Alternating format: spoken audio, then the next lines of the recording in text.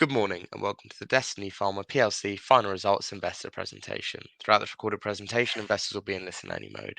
Questions are encouraged and can be submitted at any time by the Q&A tab situated in the right-hand corner of your screen. Just simply type in your questions and press send. The company may not be in a position to answer every question it receives during the meeting itself. However, the company can review all the questions submitted today and publish responses where it is appropriate to do so. Before we begin, I'd like to submit the following poll. I'd now like to hand you over to Chris Tovey, CEO. Good morning to you, sir. Good morning. Thank you, Alessandro. Good morning, everybody, and welcome to Destiny Pharma's financial results presentation for the year ended 31st of December 2023. The normal forward disclaimer for everybody. And just to say I'm delighted to be joined today by Sean and by Dr. Deborah Barker, who's our interim CMO. And Deborah will be talking about phase 3 that is mentioned in the RNS later on in the presentation.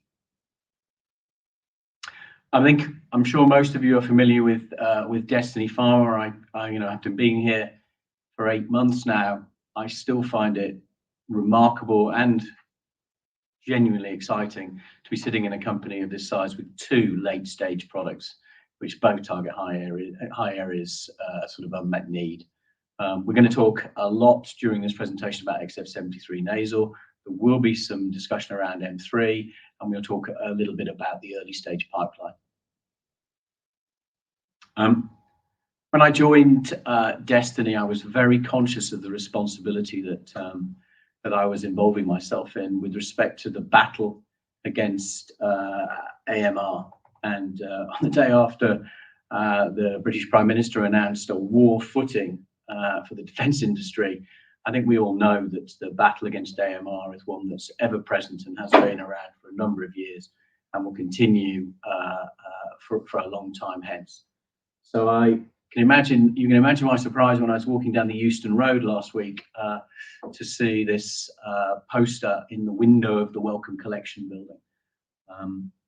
Genuinely, we need new antibiotics, and obviously XF73 nasal is an incredibly novel and innovative product, and we as a team are determined to get this drug approved. The Destiny Pharma pipeline overview. You'll recognise the XF platform, lead product nasal, the end of phase 2, obviously dermal. We have our own dermal activity programs, and we're still working very actively with CMS, our China partner, who are themselves doing work on the dermal formulation in China. And we get some exciting data from them on a regular basis, not least the data they produced, I think for us last year, we showed really great comparison, really great differentiation versus mupirocin against MRSA. Also, we introduced you, I think, at the end of last year to the fungal program. Very excited to see activity for the XF platform in the treatment of sort of fungal aggregate infections. That's an exciting piece of work that we'll be pursuing this year. And then on the microbiome, the biotherapeutic platform, it's the M3. And I think you'll have read, if you've read the RNS, we'll talk about it later on, is we have made the decision at the end of April that we will no longer continue this full cough collaboration. So operational highlights, and I'll walk you through these one by one. Obviously, we've spent a large part of the year engaging with a number of potential partners regarding a licensing deal. And we've had actually some really interesting, but a lot of positive feedback from various parties. Obviously, we haven't done a deal yet. We're still engaged with a number of parties, and we'll continue that engagement. But the feedback has been actually really very helpful, and I'll walk you through, with the help of Deborah in a minute, we'll talk you through what we've done with that feedback and how we believe we genuinely enhanced the proposition for XF73 nasal. So we've received a lot of feedback about clinical trial design, something I think we've shared a little bit with shareholders, but we're going to share in more detail in this meeting. That feedback is largely around the cost and the size of that phase 3 program. And what we've been doing in response to that is taking the best of the previous design, very much understanding the regulatory feedback that we've had previously, and developing a new phase 3 program that we believe that at least halves the previously planned phase 3 trial costs, and enables us importantly to have the same indication and therefore obviously the same commercial opportunity. Commercial opportunity was the second piece of feedback that we've taken from a number of potential sort of licensing partners, and what they've asked us to do is quite often is explain in a little more detail how we would get to, how they would get to if they were commercializing, how they would achieve the commercial potential. I think everybody can understand the large numbers involved, surgical procedures, but what people want to understand is how, particularly in the US market, they would go about delivering those revenues, particularly within the US reimbursement system. And we've done a lot of work and nearly at the end of that journey so that we can go back out to potential partners. One of the great things from last year was the publication of data, and really those two publications say one thing, really very simply, and that is that XF73 nasal, XF73 is an incredibly powerful antibiotic. And you know, when you test it against sort of bacterial isolates from patient infections, essentially it knocks everything over, which is, you know, including MRSA, which is you know, really important to know for a drug that we want to be a global product. And then obviously the phase 2 data around microbiological sort of clearance of the nose was very compelling. But we believe there's actually some more interesting data to take from that phase 2b, and Deborah will talk about that in a few minutes, and she'll explain how the understanding of that sort of clinical insight has partly led to the way we are designing the new phase 3 program. And then M3, obviously last year we hugely de-risked the M3 program. We found ourselves a partner that was prepared to fund all of the remaining clinical development, which is, you know, incredibly important for us. And you know, Sabella will be taking this drug forward in North America. The important thing we did at the end of the year was we strengthened the CMC program, and we targeted a new CDMO, a new contract development manufacturing organization that we engaged with to help develop a solid dose formulation, because the market now, as it's evolving with the arrival of some new products, is very much a solid dose oral market, and in order to be competitive, that's the formulation you need, and we're going to provide that for Sabella to take into what they've decided to do now is a phase 2 study to help give them more data on that formulation before they move into phase 3. Going earlier into the pipeline, obviously the data we had on dermal from NIAID, which we announced earlier this year, incredibly important. You know, when you're starting to try and put a product onto open wounds, you want to know what it does at different doses, and that NIAID data really reassured us that the dermal formulation has got quite an exciting opportunity potentially for diabetic foot ulcers, and also potentially in serious burns. And we'll be doing more work this year to explore that opportunity. So really good news on the dermal formulation for sort of further study. And then on XF73 itself, although it was essentially meant to be dermal work done by CMS in China, what we saw in a publication last year was just another, you know, was this extra confidence as it relates to MRSA. You know, we've clearly got a compound in XF73 that works against Staph aureus, but particularly important to regulators and physicians, we've got a drug that works in either formulation, dermal or nasal, against MRSA. Final bullet on that first box was the discontinuation of the Spore-CoV development collaboration. And that is really about us focusing on what we believe is potentially higher value core pipeline assets. So, products that are in-house for us. And I think we can all see that the COVID market has actually developed quite significantly in the last couple of years since we started the arrangement with the collaboration with Sporgen. So we'd like to thank them for what has been a great collaboration. The team, I think towards the end of last year, I was appointed, and importantly, Sir Nigel was appointed, and we're forming a great team with the board.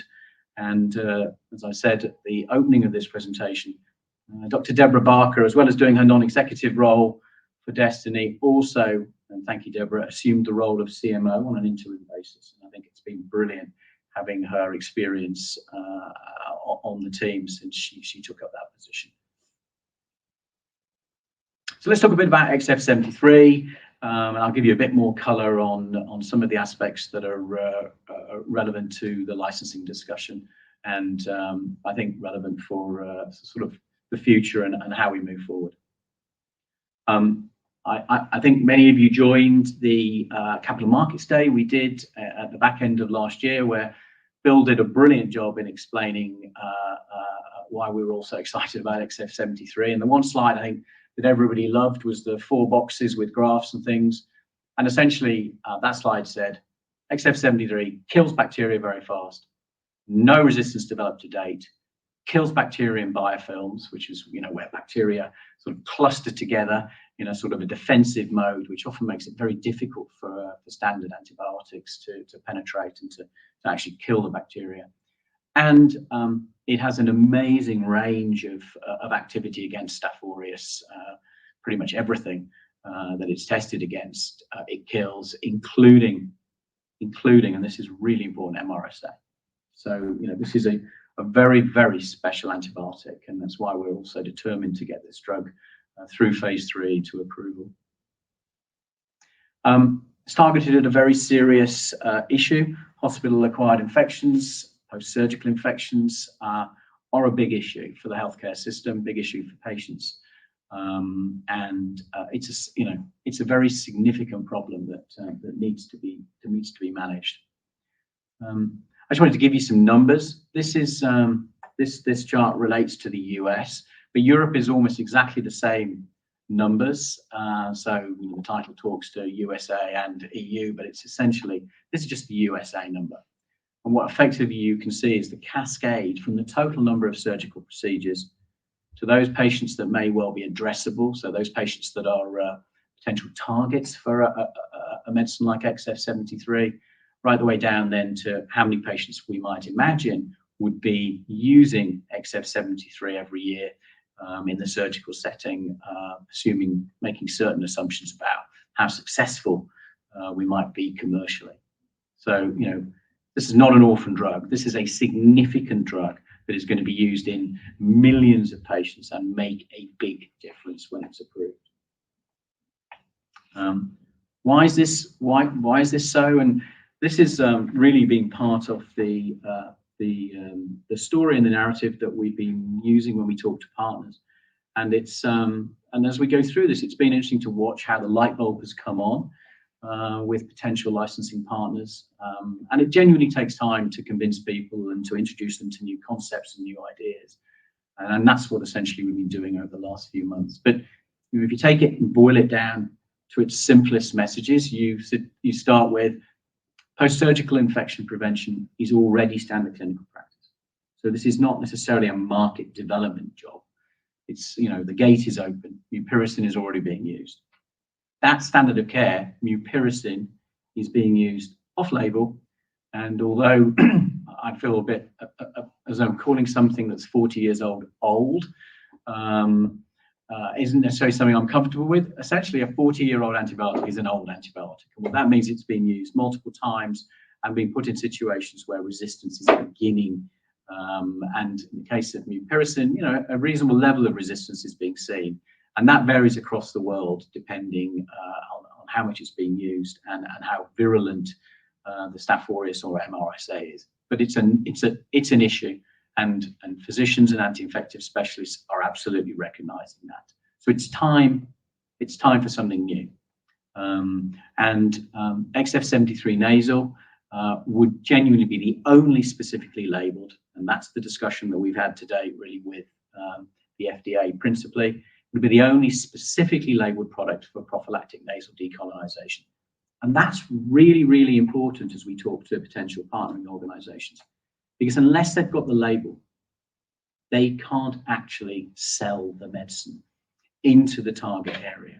So the fact that we'll have the label, the fact that they can see that we have the label is something that's really attracting them to this product. And I think that, having explained to people the difference between mupirocin and XF73 nasal and why we believe that this is such a strong differentiation, this slide really makes it very, very clear. And this is, what we're doing now, the work we're doing now is from a go-to-market, from a commercial assessment, is we're explaining how these differences between mupirocin and XF73 will in the real world turn into prescriptions and into revenue for XF73. But this is an amazing starting place. To have this much differentiation against a single competitor as you go into the commercial world is a great place to start. Indication, we have a label, mupirocin doesn't. Dosing 1 day versus 5 days. Efficacy, well, all strains in the case of XF73. Resistance buildup, we have not seen any resistance buildup, and we have been testing and tried to produce resistance and haven't managed to do it yet. And from a tolerability point of view, XF73 is specifically designed to go up the nose. And the research that we've done, we talked about briefly during the interims, has feeds back to us that genuinely physicians see the opportunity for XF73 to make a big difference. I think I'm trying to paint that in some respects, our own journey since I joined has been one of learning about the commercial opportunity. And then what we're doing now is refining that, and we're much more able to go forward and explain to people that commercial opportunity. And within that learning, you find out things such as the sticks and carrots, the motivators, the incentives that are in place in different markets to encourage nasal decolonization. In the US, for instance, what you have is sort of the healthcare body, the NHS equivalent, which is called CMS in the US. And under that, you have Medicare and Medicaid, which are effectively different insurance sort of programs, public insurance programs. They have very clear incentives put in place that genuinely affect the amount of money that hospitals can get associated with infection levels. So hospitals are absolutely incentivized, I'm trying to put it in a positive way, but they are driven into behaviors such as the use of nasal decolonization and general decolonization. But they're driven into behavior to try to reduce hospital-acquired infections, which I think really does help when you're introducing new medicines. And so, as I said, we are really at the moment in the final stages of just clarifying a little further off the back of all the feedback we've had through the licensing discussions today, exactly how the commercial opportunity can be best realized, particularly in the US. But I think that what we've seen elsewhere in the world is, because often the picture of Staph aureus and MRSA, the resistance picture elsewhere in the world, is there's a significant opportunity beyond the US as well. And so I think, again, why we're looking to partner with XF73 beyond just the US and Europe. One of the things we're obviously talking to partners about is the commercial opportunity.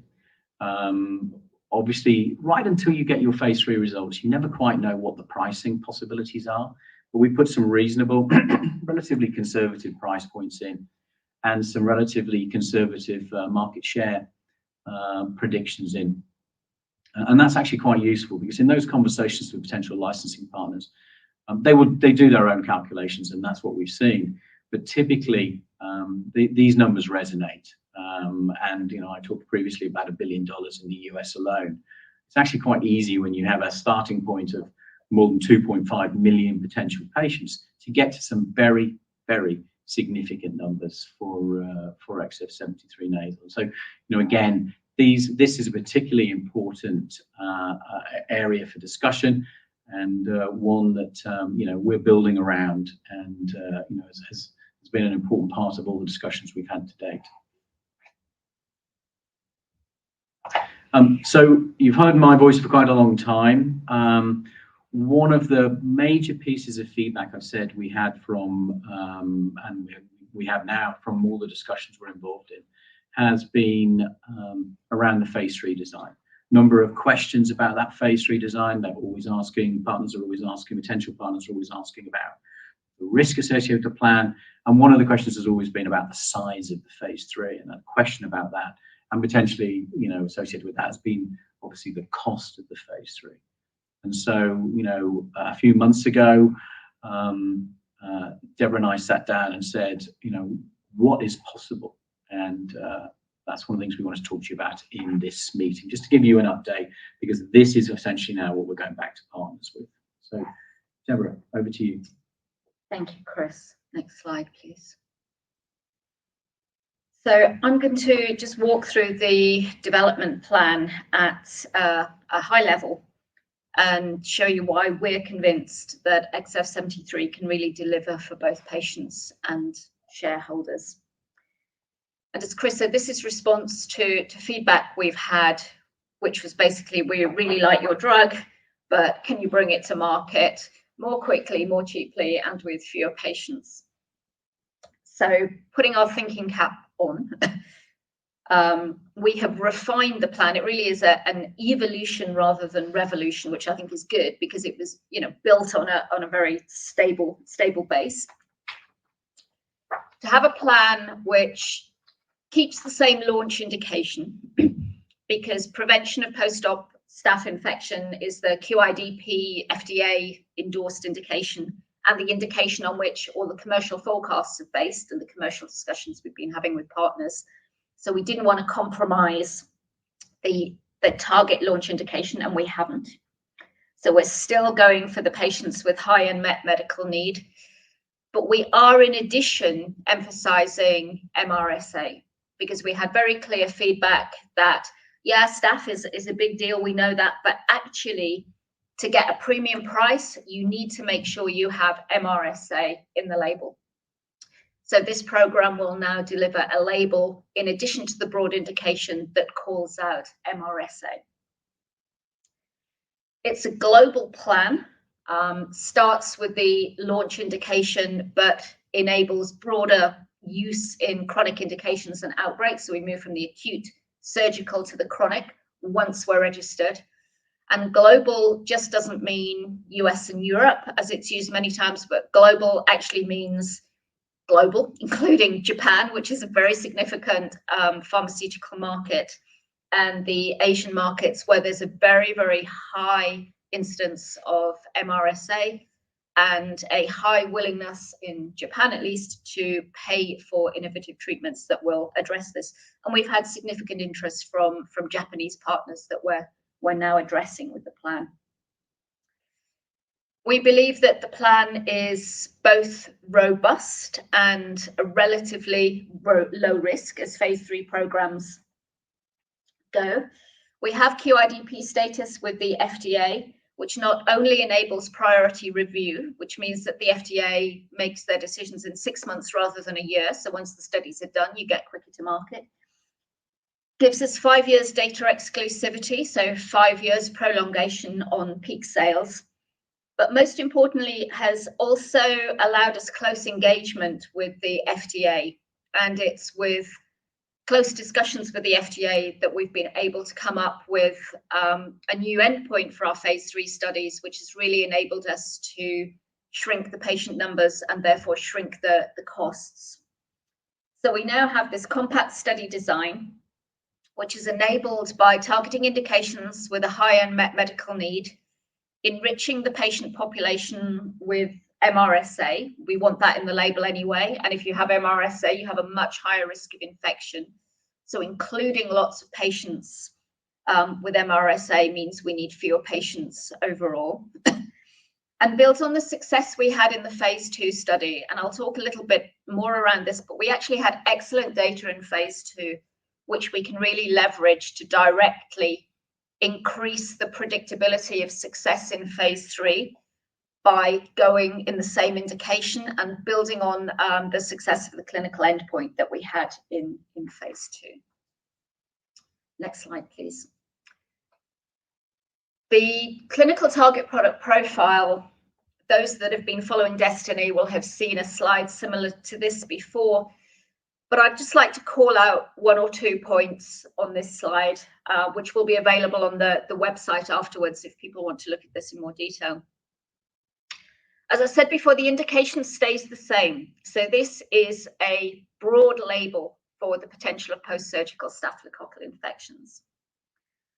What's very important to point out on the mechanism of action slide is that XF73 is the first antibiotic in a new class of antibiotics. And this is really important from a resistance perspective. As Chris said, despite torturing bacteria with it, we've been unable to provoke resistance so far.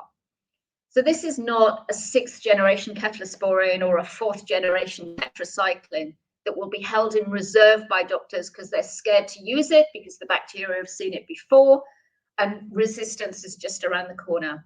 Being first in a new class means that we have a very, very strong profile with respect to resistance and with respect to not inducing resistance in other bacteria when we use it, right? Which is important from the AMR and driving use in hospitals perspective. It's simple to use. We have a compact, focused phase 3 study design, which I will come on to in more detail. And in terms of the endpoints of the study, just to mention that obviously getting registration with the FDA, with the PMDA in Japan and the European health authorities is the first step. But it's no good having a drug registered if the payers won't reimburse it and use it.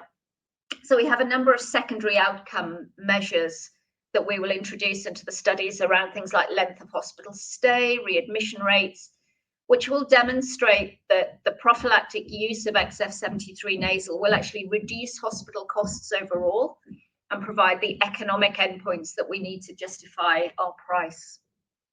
And as Chris mentioned, it's designed for nasal use, so it's a very, very well tolerated drug and importantly doesn't get into the body.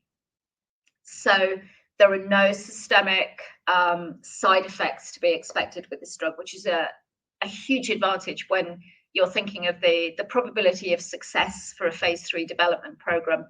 Most antibiotics that fail in phase 3 fail because of systemic safety issues.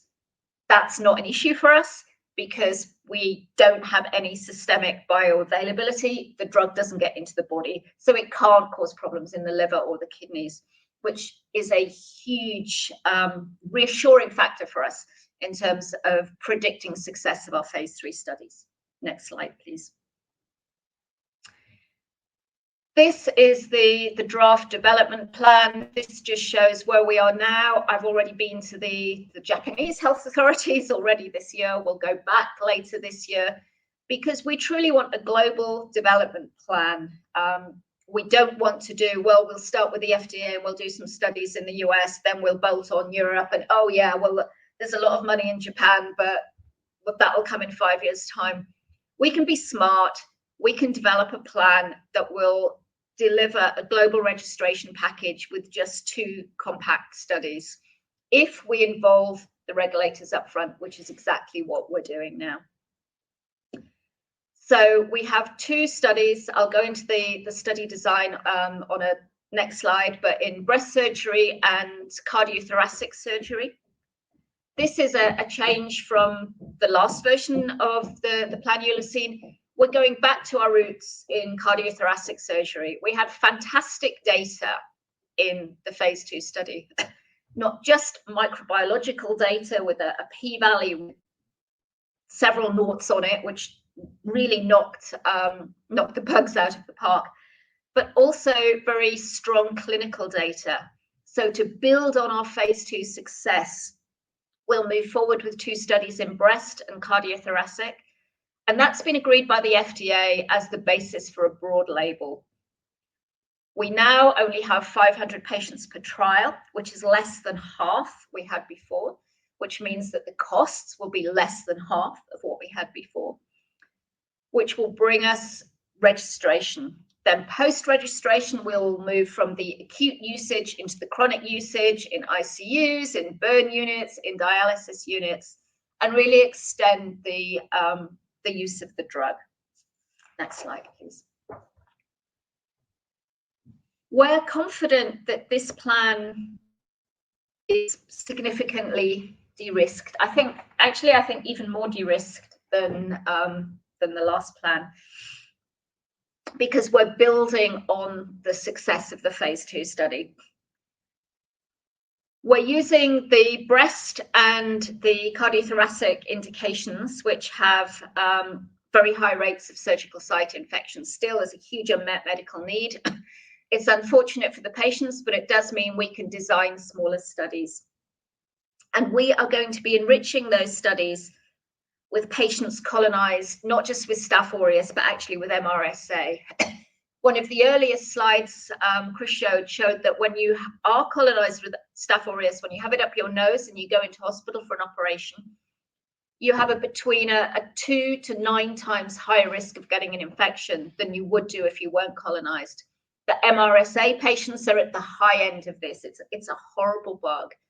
And we have treated every MRSA that we ever have encountered with 100% success. So we can enrich the studies with those patients, which reduces the patient numbers overall, but still doesn't compromise our chance of success. It's a topical application, which gives us a great deal of confidence that the results that we've seen in phase 2 will be translated into phase 3. Now, I like doing anti-infective drug development. It's very predictable. If you can kill the bacteria, which you can demonstrate in a test tube, and you can get the drug to the right place in the human body to kill the bacteria, which is easy with us because it's a topical gel that you put up your nose, and that's where the bacteria are. You can generally predict at an early stage whether your drug is going to succeed in phase 3 or not. We've demonstrated in phase 2 that we kill the bacteria and that we can get the drug to the right place to do that.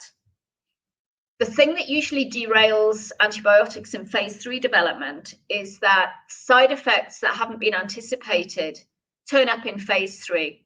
There are issues with liver, there are issues with kidneys, because the drug travels around the body and you only see these things when you look at large patient numbers. That is simply not an issue here. In all the studies we've done, and we've got recent studies as well, as Chris mentioned, with the dermal formulation, where we put XF73 onto open wounds in animal studies, and it still barely got absorbed into the patients. So there is a very, very small chance of systemic side effects, which really does increase our chances of success and de-risks the phase 3 studies. We have regulatory confidence. We've been in close discussion with the FDA. The revised phase 3 endpoint, which I will go on to talk about, is completely in line with both FDA guidelines and the conversations that we've had with the FDA specifically on XF73. So though we need to go back now and get the final sign off on our protocols before starting phase 3, as you always do, we have a high degree of confidence because it's building on previous discussions. This is not pulling something out of a hat that the FDA hasn't seen before. And it's based on our phase 2 data. And as I mentioned, generally, late stage development attrition rates in infectious diseases are lower anyway. I've spent some time working in oncology. When you go into oncology, you have less than a 50-50 chance when you start your phase 3 study that it's going to work. In infectious diseases, the chances are much higher. And as I mentioned, the main risk in phase 3 is the study being derailed by systemic side effects. And we just don't have that here. It's very, very unlikely. So next slide, please, Chris.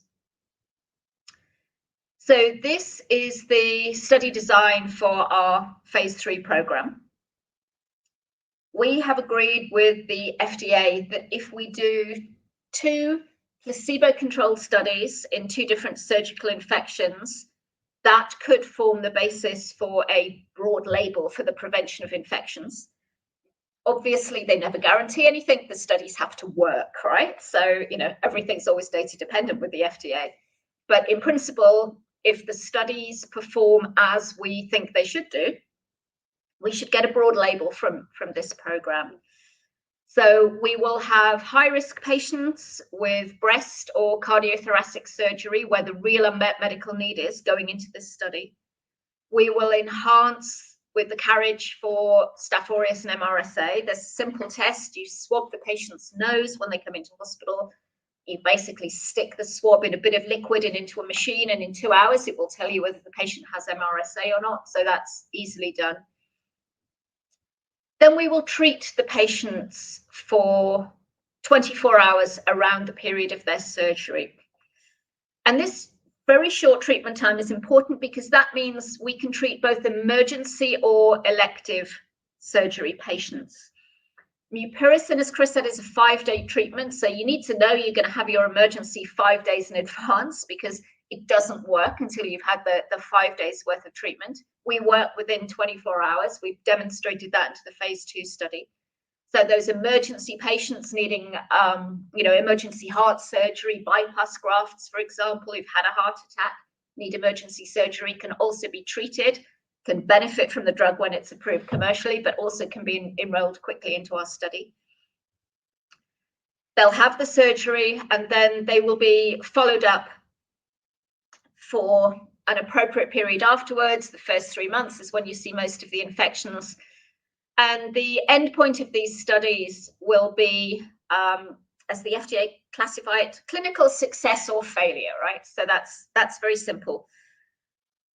You can think of it this way: if you treat with a preventative treatment for infections, you have your surgery, and then you look after the operation, did your preventative treatment work or not? Was it a success or a failure?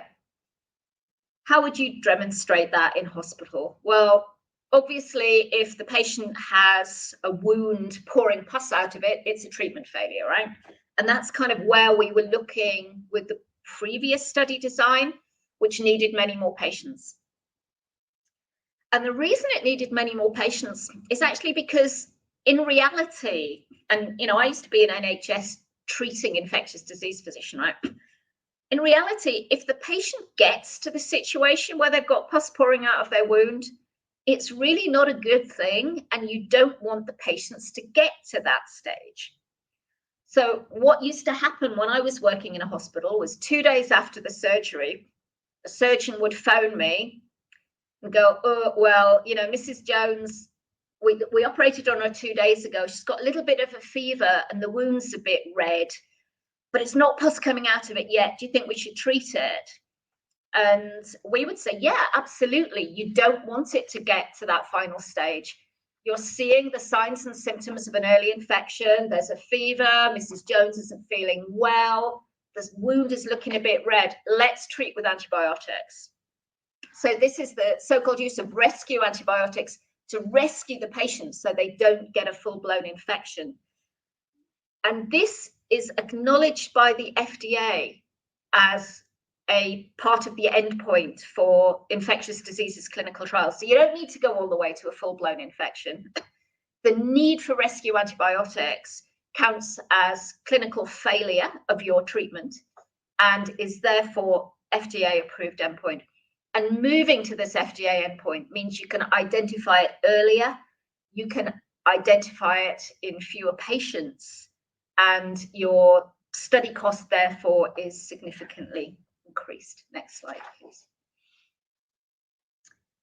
And lots of words on this slide, but this is really, I want to call attention to the phase 2 data, right? So we're confident in our new phase 2 design because it's, as I said, it's an evolution, not a revolution, even though we've managed to halve the costs, because it's building on everything that came before, right?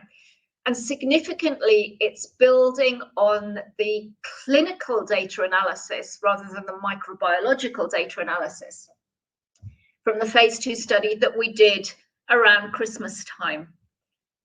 And what we saw, we'd already established from a microbiological perspective that XF73 killed all the Staph aureus, right? That was very clear. But we looked at Christmas time at the clinical impact on those patients in the phase 2 study. And what we saw, aligned with what the FDA looked for, was a significant reduction in post-operative antibiotic use. So between the placebo patients needing antibiotics post-op and the XF73 patients still needing antibiotics post-op, there was a 35% difference, which is hugely clinically and significantly significant in these patients. So XF73 had a massive clinical as well as microbiological impact in these patients.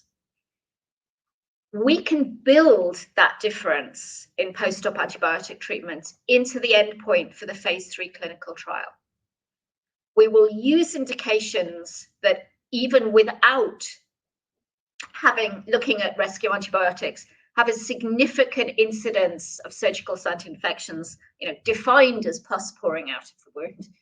We will actively monitor for these, and we will enrich the patient population for MRSA carriers so that we have a much higher risk of finding both these infections and being able to show a difference in the study. So applying all these levers to our previous study designs, we get down to, instead of a total of nearly 2,500 patients for the pivotal trial program, we get down to a total of 500 patients for the clinical trial arm, in mastectomy and the cardiothoracic, right? So a total for the whole program of 1,000 patients, which is less than half we had before, which translates into a shorter time to market and less than half the cost of the pivotal program. Thank you, Chris. Thank you, Deborah. And just to say, obviously, we spend a lot of time on that because that is essentially a critical core part of the story we are now exposing potential target partners to. So I just wanted to make sure that you heard that for yourself, because I think it's incredibly compelling, and it does, we believe, enhance the proposition for XF73 nasal, which is why we're already now preparing to go back to those potential partners we've met already, whom we only got a certain way through the process of developing them as actual partners. So really compelling new proposition on the clinical side for XF73 nasal. Very briefly on M3, we've got our partner on M3. We've got our partner who's paying for development here on in. The only news of the last 12 months, really beyond the signing of that deal, was essentially the refinement on the CDMO side, on the change in the formulation, and the fact that Sabella have decided, and they're paying for all of this, so Sabella have decided that it's in their best interests commercially to conduct a quick phase 2 and then move rapidly into phase 3. And obviously our team is working closely with them on that development plan and always looking to optimize it. Just a brief one. It's an evolving market, and essentially there are some new entrants, new players, Baust, Rebiota, VE303, from Vedanta is sort of on its way. But essentially this evolving market, we believe, and so does Sabella, creates actually a bigger and more interesting opportunity. Not least, there's a lot of advantages from a competitive perspective for M3. And one of the dramatic changes that the new entrants have created is they've totally changed the price points. I think a while back people were thinking of maybe $1,000 to $2,000 a course for M3. With the arrival of the new products, there is now a totally different price reference, which makes a really big difference to the potential opportunity for M3. On the preclinical side, as we've talked about already, the XF73 dermal program, as we move forward, it's all about refining and reviewing and making sure that we are developing a compound that is going to be very competitive against the existing standards of care. That is the world in which we live now. Unless you turn up with a medicine that has got genuine benefits and differentiation versus the existing treatments, you don't get reimbursed and you don't take any share. So we're doing some really clever preclinical work with XF73 dermal to just make sure we understand that. And then in parallel with that, we're looking at how and when we move into man. And obviously, as you'd expect, we're exploring a number of different routes of non-dilutive funding to help us accelerate that program.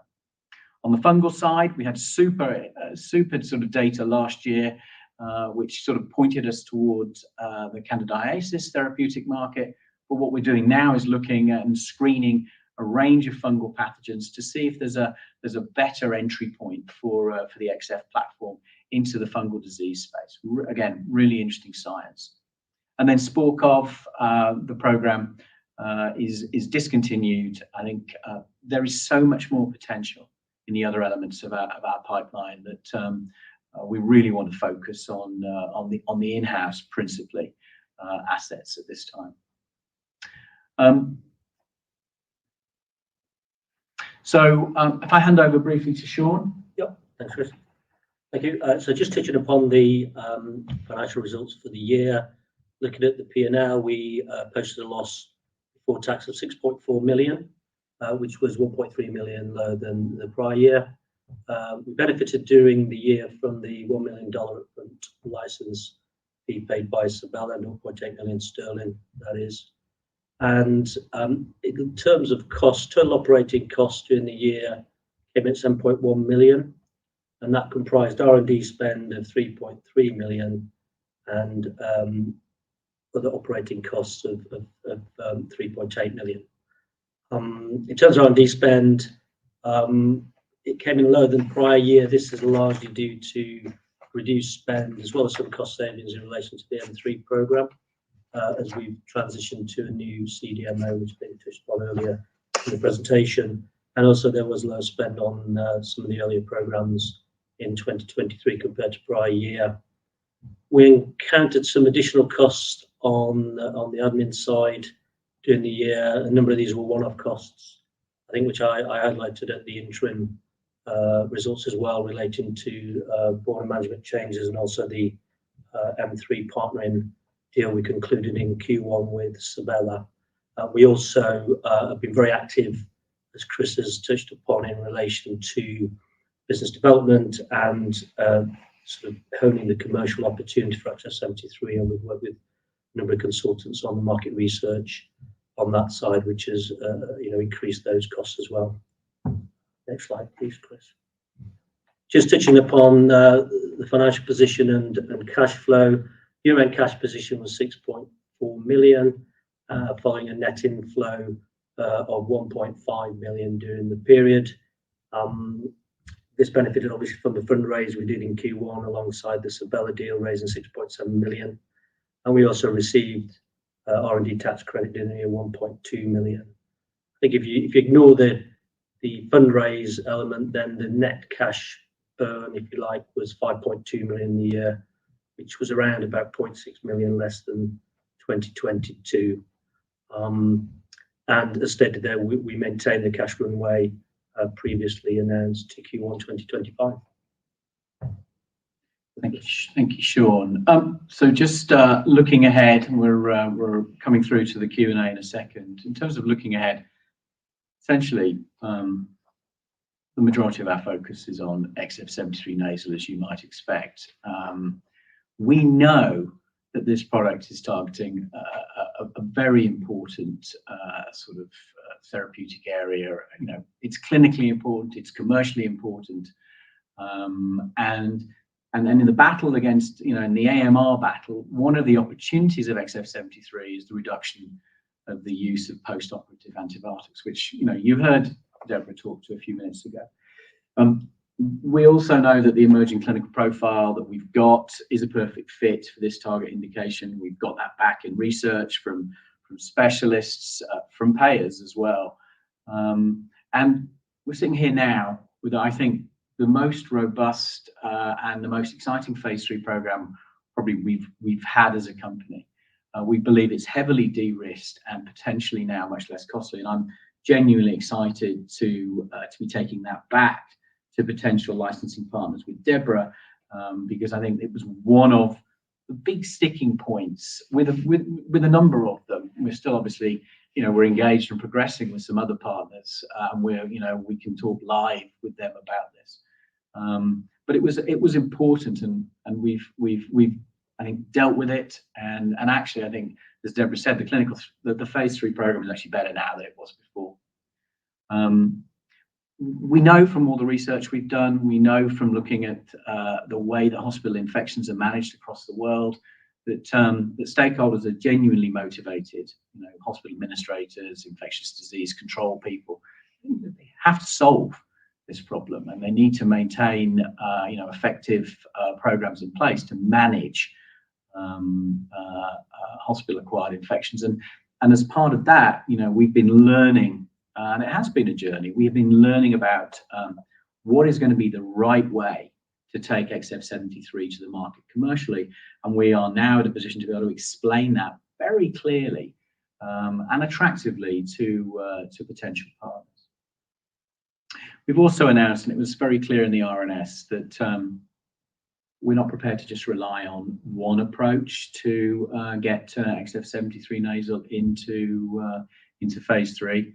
It's too important a program, and the board has directed management to explore and evaluate a range of strategic options to further progress the program, and that is really about enabling us to maximize the value from XF73 nasal. So, prime plans still developing a licensing partner who will fund the phase 3, but looking at other options to ensure that we realize the genuine value that XF73 nasal has got. And now we're armed with a new phase 3 plan, less than half the cost, and a really compelling commercial proposition and very clear financial opportunity. You see something that's in the hundreds of millions potential, peak sales. That's a very seriously attractive product.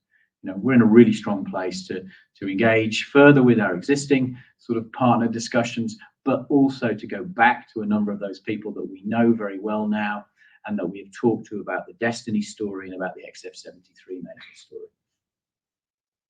And then finally, we're not just a one-trick pony. We've got some really exciting other assets in the pipeline. Obviously everybody knows about M3, and that is arguably now de-risked with Sabella, who are going to take this forward and paying effectively for everything. But we've also got, we believe, a really exciting potential new product in XF73 dermal, which builds on all of the data and confidence in particularly the efficacy, but also the safety of XF73. There's a good team on board. We know what we need to do, and we are working incredibly hard on making things come through. And I'm delighted that I made the move to join here 8 months. It's great having Deborah working closely with us, bringing all of her expertise in drug development, and Sean. So that brings us to the end of the formal presentation. We move into Q&A. Perfect. Chris, Sean, Deborah, thank you very much for your presentation. Ladies and gentlemen, please do continue to submit your questions just by using the Q&A tab, which is situated on the top right-hand corner of your screen. But just while the company take a few moments to review those questions that have been submitted today, I'd like to remind you that a recording of this presentation, along with a copy of the slides and the published Q&A, can be accessed via your investor dashboard. As you can see, we have received a number of questions throughout today's presentation. And if I could just hand back to you just to read out the questions and give responses where it is appropriate to do so, I'll pick up from you at the end. Thank you, Alessandro. What I'll endeavour to do, because there's quite a lot of questions which are linked, so I will endeavour to sort of bring a number of questions together into sort of into themes. the first sort of theme is, why haven't you done a license deal yet? It's a really good question. I think that, obviously, when we'd finished the Sabella licensing deal process, and obviously being able to build on that is really very, very helpful. I think we learned that it often takes quite a long time to find the right combination of the right commercial partner, but also a partner that's essentially understands the asset, understands the science, and is genuinely as excited as we are. And I think, we're on that journey now. I think that what we've said today really is that, and I think that journey sort of, the speed and intensity of that has gone up massively in the last 7 or 8 months. As Sean said, we've got external help from BD specialist, and the whole of the management team is involved in the program. And we are still talking to a number of different companies at various stages. But where we are now, and it's really interesting, is now we're armed, I think, with a much more compelling phase 3 proposition. And we've dealt with one of the big issues that had sort of held some people up in terms of discussions, along with a very clear commercial proposition. We can genuinely explain to people how they would go about realizing those revenues I showed you. I think with that sort of new kit in our bag, what we are doing, and literally starting sort of pretty much after these results, is the materials will be ready. We're going back out to the business development specialists, to the companies, many of whom we've got to know quite well over the last sort of 8 months, to re-engage with them and to go back on a number of the questions they had. So I think we're in a really strong place from that perspective. And also, obviously, that's built also additional confidence in us as a management team and in the board. And I think that's also why we've been considering this question of should we just rely on a licensing partner, or should we really look at some of the other strategic options out there for us to be able to fund the phase 3 program. So I think we've got a renewed sort of program of outreach on the licensing front, because we've got some really exciting new information to present.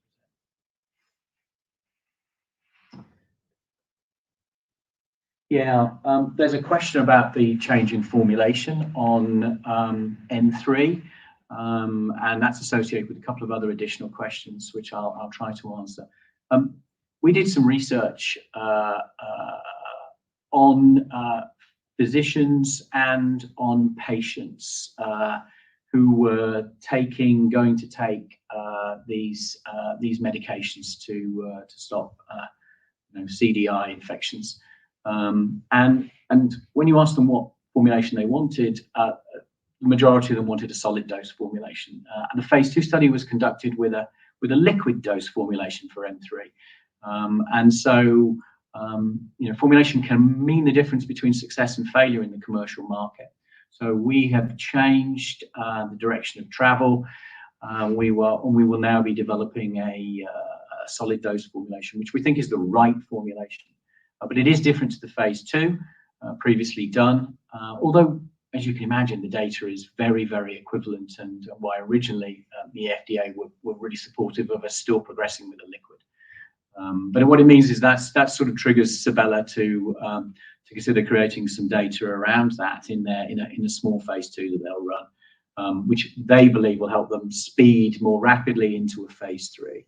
And they're very comfortable with this. They would rather have the most competitive commercial preparation. And if you remember back to that slide I showed of the competitors in the CDI space, you could see how most of them were solid dose. The only product is an enema. And I think most patients would prefer a solid dose. So thank you for that question. Yeah, there's 2 questions. One about are you going to NASDAQ? And there's a second question about delisting. We have no plans to change our listing. We're on AIM, and that's our listing, and that's where we are. So just a very simple answer to that. I know there's been a lot of speculation, but we have no plans to change our listing.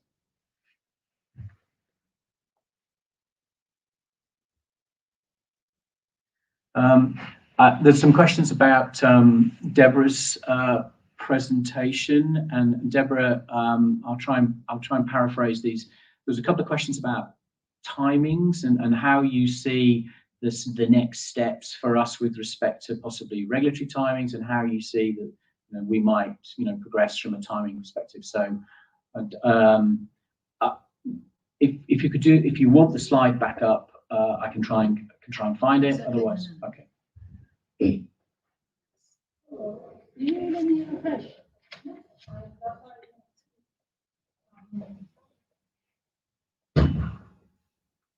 Okay, sorry, somebody just came in. Next steps. So next steps are, because we want to do a global development program, while we are progressing the manufacture of the drug for our program, our next steps are to continue our engagement with the health authorities.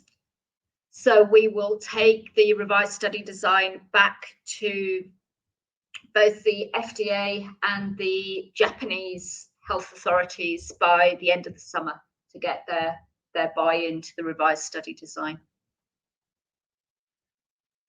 There is a question about ethicalness of conducting a placebo-controlled trial in MRSA, MSSA. Just wonder whether you can possibly explain to people why we can have the comparator arm that we have got in the phase 3 plan that you've talked about for XF73.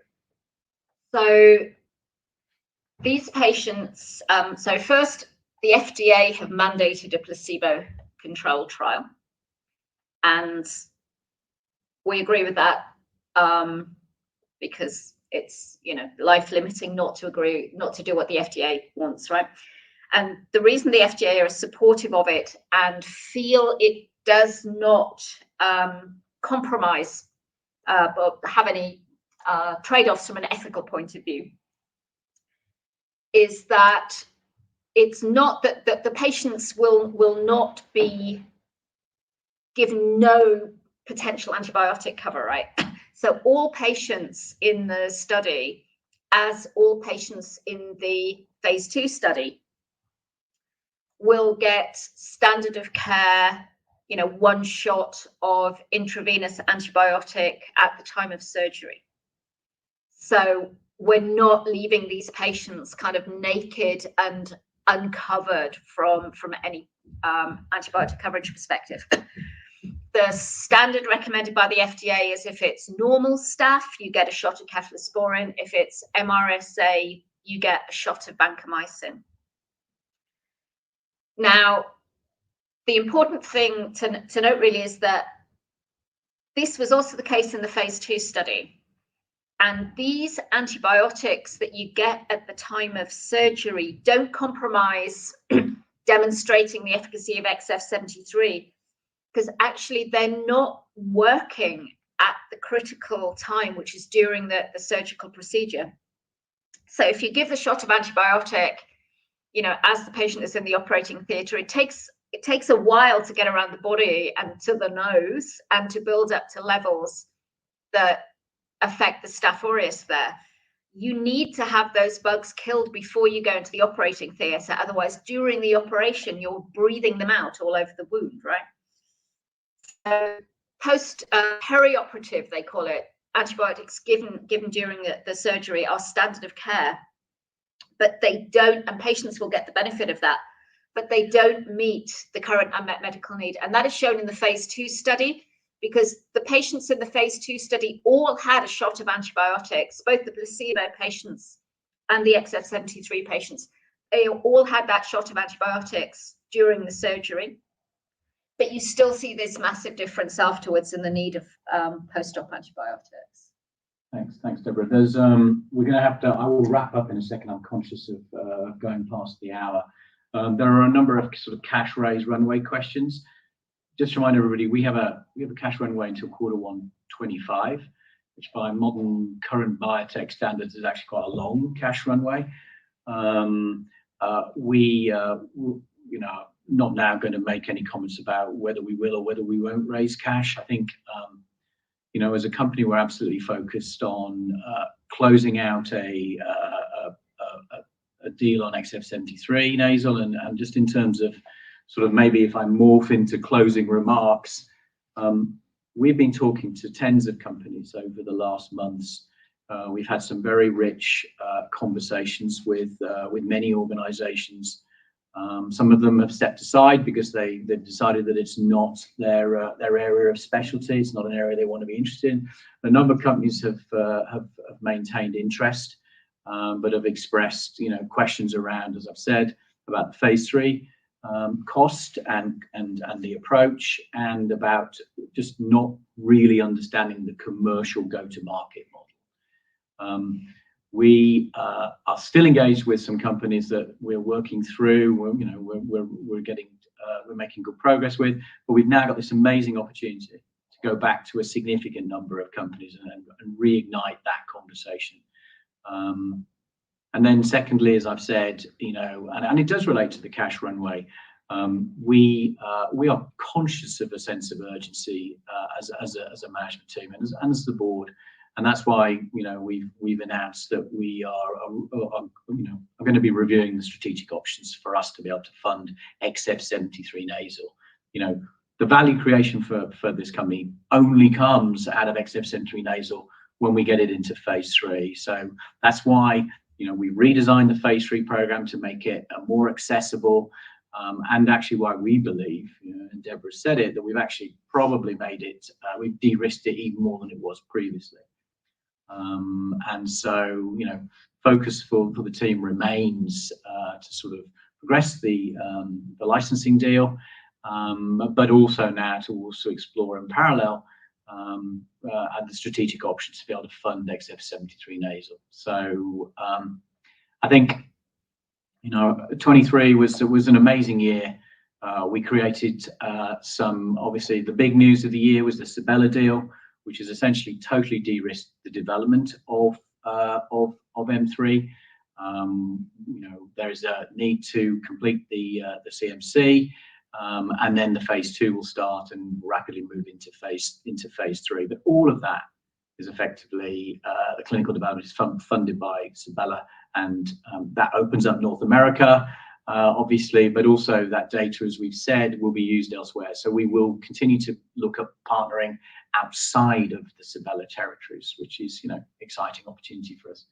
And in terms of the pipeline, we're looking judiciously to progress a couple of the key assets, the dermal asset, and you know, really exciting potential medicine, and also fungal. And then it still comes back to XF73 nasal, which is genuinely the critical core product for us and the one that drives the value of the company. And you know, as I said, armed with a brand new approach, really, as far as we're concerned, in terms of quantum, certainly on the phase 3, but heavily de-risked because we've taken all the advantages of the regulatory advice we've been given previously and the antibiotic sparing data from the phase 2, plus a really clear commercial sort of proposition. We can go back to people that we know and that we've been talking to, as well as introduce more of that information to the ongoing conversations that we've got. And it really is, if you step back and you look at XF73 nasal in isolation, it's an amazingly compelling product. And you know, really, we're delighted to have it, and we're excited to be able to move it into phase 3. So I think from Destiny Pharma, very much thank you for your attendance today. Obviously, we will get back on the outstanding questions as we normally do. And just to say, we'll close the meeting now. Thank you very much. Thank you. Perfect. Chris, Sean, Deborah, thank you very much for updating investors today. Could I please ask investors not to close the session, as you'll now be automatically redirected to provide your feedback in order that the management team can better understand your views and expectations. This will only take a few moments to complete, but I'm sure will be greatly valued by the company. On behalf of the management team of Destiny Pharma PLC, we'd like to thank you for attending today's presentation, and good afternoon to you all.